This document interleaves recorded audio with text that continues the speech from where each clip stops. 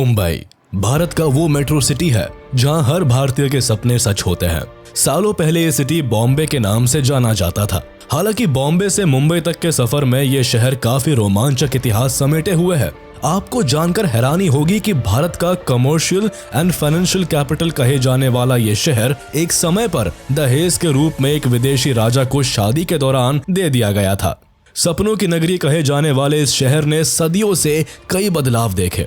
आज आपको मुंबई का जो चेहरा देखने को मिलता है ये हमेशा से वैसा नहीं था, बल्कि ये तो 7 आइलैंड में बटा हुआ आर्किपेलागो था, जिसे आर्किपेलागो ऑफ 7 आइलैंड्स के नाम से जाना जाता था। आखिर कैसे ये आइलैंड्स मिलकर एक शहर बने, किसने इस पोर्ट टाउन को बसाया और आखिर बॉम्बे मुंबई कैसे बना। सिविलाइजेशन की बात करें तो इंडिजीनियस ट्राइब स्टोन एज से ही इन सभी आइलैंड्स पर रहा करते थे। कोलिस एंड आगरी नाम के ट्राइबल्स यहाँ के सबसे अर्लीस्ट नोन सेटलर्स थे। दरअसल सदियों पहले बॉम्बे शहर था ही नहीं, बल्कि ये जगह कई आइलैंड्स में बटा हुआ था। इस जगह पर बॉम्बे, कोलाबा, लिटिल कोलाबा, मजगांव, परेल, वर्ली और माहिम नाम के 7 अलग अलग आइलैंड्स हुआ करते थे।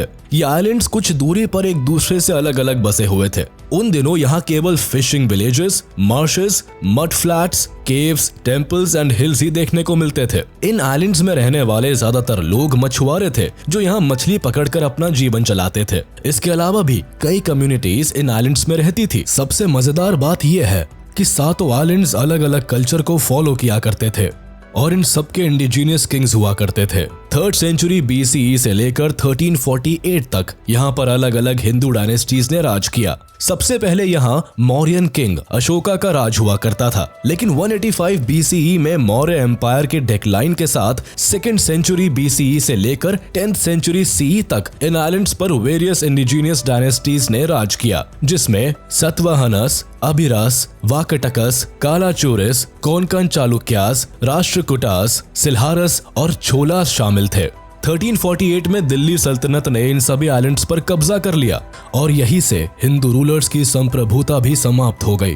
1348 से लेकर 1391 तक यहाँ पर दिल्ली सल्तनत का कंट्रोल रहा और इसी दौरान नजीरुद्दीन मोहम्मद बिन तुगलक, जो कि दिल्ली सल्तनत के सुल्तान थे, उन्होंने जाफर खान को गुजरात का गवर्नर बना दिया था।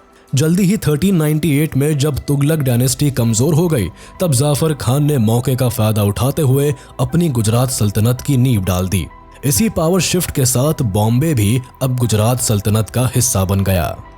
वैसे तो कहने को पोर्चुगीज 1509 में ही बॉम्बे पहुंच गए थे, लेकिन इन्हें बॉम्बे को पूरी तरह हासिल करने में 2 दशक तक का समय और लगा। 1534 में बॉम्बे पूरी तरह से पोर्चुगीज के कब्जे में आ गया। हालांकि पोर्चुगीज ने बॉम्बे पर ज्यादातर एग्रीकल्चरल एंड रिलीजियस डेवलपमेंट्स ही किए, तब भी इन्होंने शहर के चारों ओर रोड, कॉजवेज एंड कई फोर्ट्स का निर्माण किया, जिसमें Bombay castle, Bandra fort and mud fort जैसे कई किले भी शामिल है, जिससे इन आइलैंड्स में कम्यूट करना काफी इजी हो गया। पोर्चुगीज ने लगभग 1 सेंचुरी तक यहाँ राज किया और आखिरकार एक मैरिज ट्रीटी में पोर्चुगीज किंग जॉन 4 ने अपनी बेटी की शादी करते वक्त ये आइलैंड्स ब्रिटिश किंग चार्ल्स 2 को दहेज में दे दिया।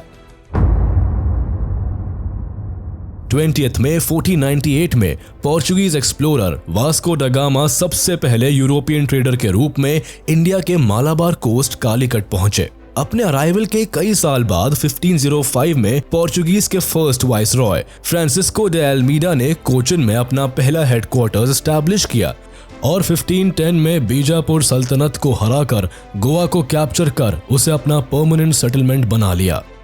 पोर्चुगीज का भारत में आना इन सभी आइलैंड्स को पूरी तरह से बदल कर रखने वाला था। सबसे पहले दिसंबर 1508 में Portuguese viceroy Francisco de Almeida Cannanore से दियो तक के अपने अभियान के दौरान बॉम्बे पहुंचते हैं। इन्होंने अपने शिप को बॉम्बे आइलैंड के किनारे लगाया। बॉम्बे का अरेबियन सी से लगे होने की वजह से अल्मीडा को ये जगह काफी पसंद आई। अल्मीडा इन पोर्ट्स को देखकर इतने खुश हुए कि इन्होंने इस पोर्ट का नाम बॉम्बाहिया दिया, जिसका मतलब था गुड बे। बाद में ये सभी आइलैंड्स बॉम्बाहिया के नाम से पॉपुलर होने लगे। जब 1661 में ब्रिटिश क्राउन ने इन सभी आइलैंड्स पर अपना कब्जा जमाया, तब इसका नाम बदलकर बॉम्बे कर दिया। धीरे धीरे इन सारे आइलैंड्स को बॉम्बे नाम से बुलाया जाने लगा। हालांकि अल्मीडा ने यहाँ 1508 में ही विजिट कर लिया था, लेकिन पोर्चुगीज को बॉम्बे तक आने में 1 साल का समय लग गया। दरअसल बॉम्बे आइलैंड्स उन दिनों सुल्तान बहादुर शाह, जो कि गुजरात सल्तनत के किंग थे, उनके अंडर आता था, इसलिए पोर्चुगीज यहाँ सीधे तौर पर नहीं आ सके। हालांकि पोर्चुगीज लगातार गुजरात सल्तनत के साथ कॉन्फ्लिक्ट्स में थे।